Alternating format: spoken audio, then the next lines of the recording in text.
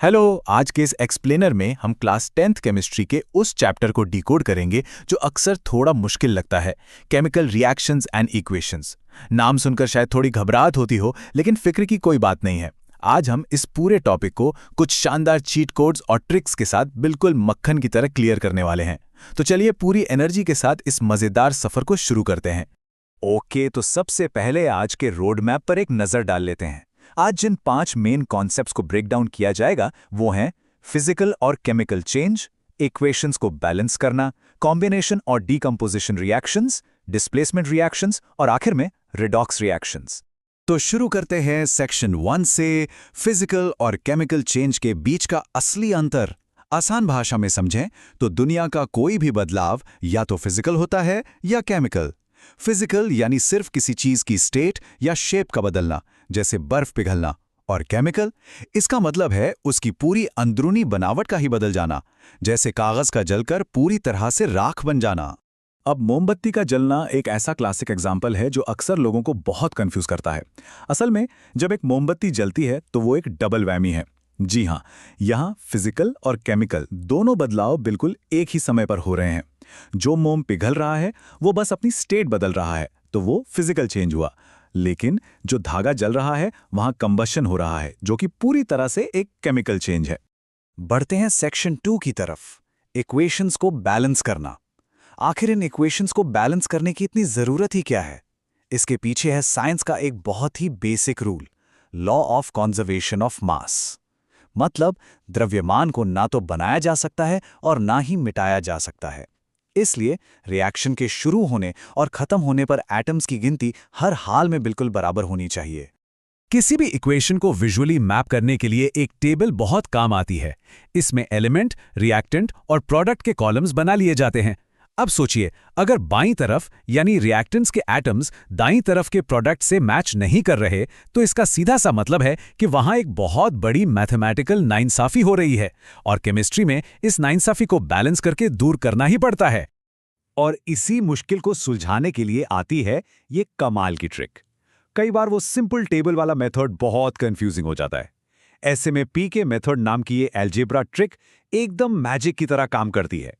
इसमें करना क्या है, बस एलिमेंट्स के आगे ए, बी, सी, डी लगाइए, हर एक के लिए एक छोटी सी मैथ की इक्वेशन बनाइए, किसी एक को 1 मान लीजिए और बाकियों को सॉल्व कर लीजिए। ये बैलेंसिंग का एकदम परफेक्ट चीट कोड है। चलिए अब आते हैं सेक्शन 3 पर, कॉम्बिनेशन और डीकॉम्पोजिशन। सीधे शब्दों में कहें तो बॉन्ड्स का बनना और टूटना। कॉम्बिनेशन रिएक्शन बहुत ही सिंपल है, जहां दो रिएक्टेंट्स मिलकर एक नया प्रोडक्ट बनाते हैं। जैसे जब व्हाइट वॉश के लिए कैल्शियम ऑक्साइड यानी क्विकलाइम में पानी मिलाया जाता है। ये रिएक्शन इतनी जबरदस्त एक्सोथर्मिक होती है कि इसमें से बहुत तेज हीट निकलती है, इतनी कि बाल्टी तक गर्म हो जाती है।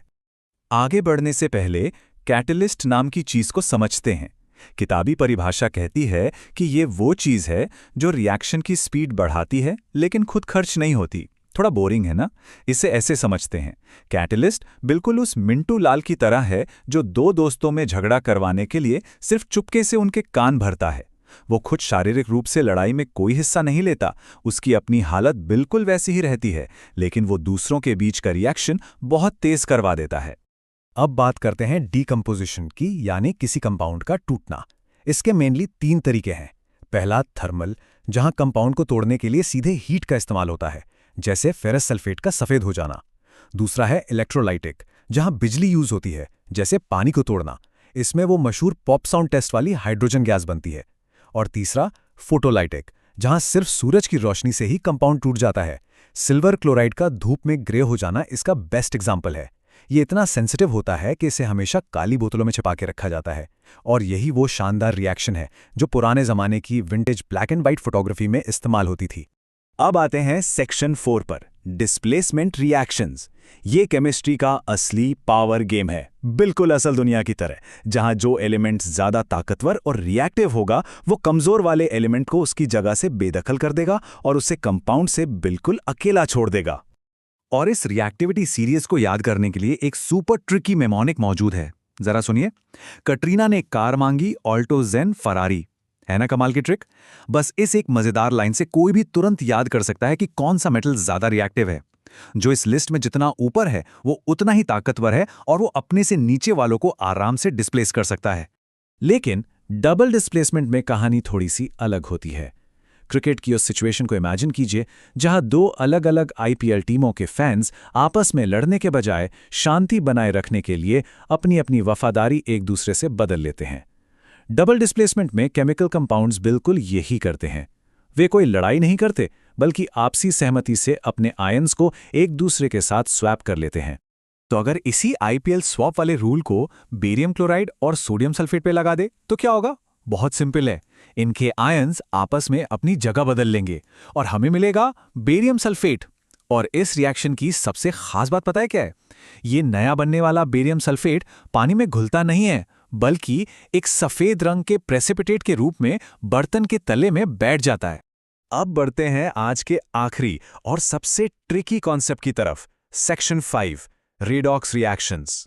ये वो स्पेशल रिएक्शंस हैं जहां रिडक्शन और ऑक्सीडेशन दोनों बिल्कुल एक ही समय पर और एक ही रिएक्शन के अंदर साथ साथ चल रहे होते हैं। लेकिन एजेंट्स वाले कंफ्यूजिंग पार्ट पर जाने से पहले बेसिक्स एकदम क्लियर कर लेना जरूरी है। ऑक्सीडेशन का एकदम सीधा सा मतलब है किसी एलिमेंट के साथ ऑक्सीजन का जुड़ जाना, और इसके बिल्कुल उलट रिडक्शन का मतलब है वहां से ऑक्सीजन का हट जाना। बस ये दो बातें अच्छे से दिमाग में बिठानी है। तो सबसे क्रूशियल पॉइंट ये है कि यहां एक बहुत ही फेमस मीम ट्रिक काम आती है, अक्षय कुमार स्वाइप ट्रिक। बस इक्वेशन को देखना है और स्वाइप करना है। मतलब जैसे कोई एजेंट किसी और के लिए काम करता है, बिल्कुल वैसे ही जो सब्सटेंस खुद रिड्यूस हो रहा है वो असल में दूसरे को ऑक्सीडाइज करवा रहा है, इसलिए उसे ऑक्सीडाइजिंग एजेंट कहते हैं। और जो खुद ऑक्सीडाइज हो रहा है वो दूसरे को रिड्यूस करवा रहा है, इसलिए वो रिड्यूसिंग एजेंट है। बस क्रॉस स्वाइप कर दीजिए और जवाब बिल्कुल सही आएगा। तो आज के इस एक्सप्लेनर में बहुत सारे मुश्किल लगने वाले कॉन्सेप्ट्स को इन चीट कोड्स के जरिए डीकोड किया गया। पूरी उम्मीद है कि अब ये सभी रिएक्शंस काफी आसान लग रहे होंगी। लेकिन जाने से पहले जरा इस सवाल पर दिमाग लगाइए। पानी के इलेक्ट्रोलिसिस में हाइड्रोजन और ऑक्सीजन का वॉल्यूम के हिसाब से रेशियो 2:1 होता है। ये तो हमने सीख लिया, लेकिन जरा सोचिए कि उनके मास यानी द्रव्यमान के हिसाब से उनका सटीक रेशियो क्या होगा। इस पर विचार जरूर कीजिएगा। आज की इस चर्चा में बस इतना ही। नई चीजें एक्सप्लोर करते रहिए और अपनी नॉलेज बढ़ाते रहिए।